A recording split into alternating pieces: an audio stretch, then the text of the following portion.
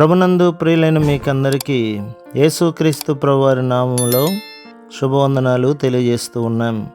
దైవజనులు బ్రదర్ భక్త సింగ్ గారి పరిచర్యల నుండి దైవ మర్మములు.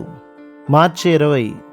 నీ రాజు నీతిపరుడును రక్షణ గలవాడును, దీనుడునై గాడిదను గాడిద పిల్లను ఎక్కి నీ యొద్దకు వచ్చుచున్నాడు.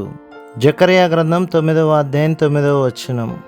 ప్రభువు బేతనియను 4వ పర్యాయము దర్శించినప్పుడు తన యొక్క రాజకత్వము బయలుపరచదలచెను. రాజకత్వం అనగానేమి, మరియు దాని యొక్క ఆధిక్యతలు ఏ విధముగా అనుభవించగలము, అదే సమయమందు ఏ విధముగా వినయ సాత్వికములు కలిగి ఉండగలమను విషయములను తన స్నేహితులు గ్రహించవలనని ప్రభువు కోరెను. విశ్వాసులు అనేకులు ప్రభువైన యేసును తమ రక్షకుడని మాత్రమే నమ్ముదురు. ఆయన తమ పాపములను క్షమించి తమను పరలోకమునకు కొనిపోవునని, అక్కడ ఏదో ఒక మూల నిత్యము సంతోషించవలనని కోరుదురు.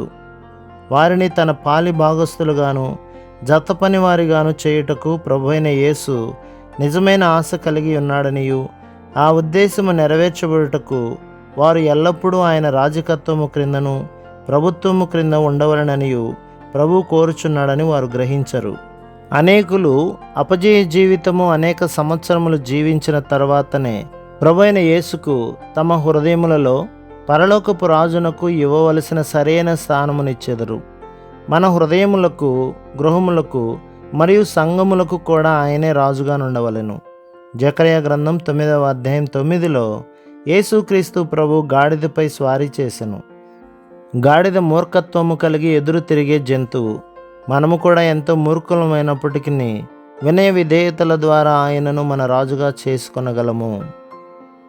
ప్రభు మిమ్మును, మీ కుటుంబమును, మీ సంఘమును దీవించి ఆశీర్వదించునుగాక. ఆమేన్.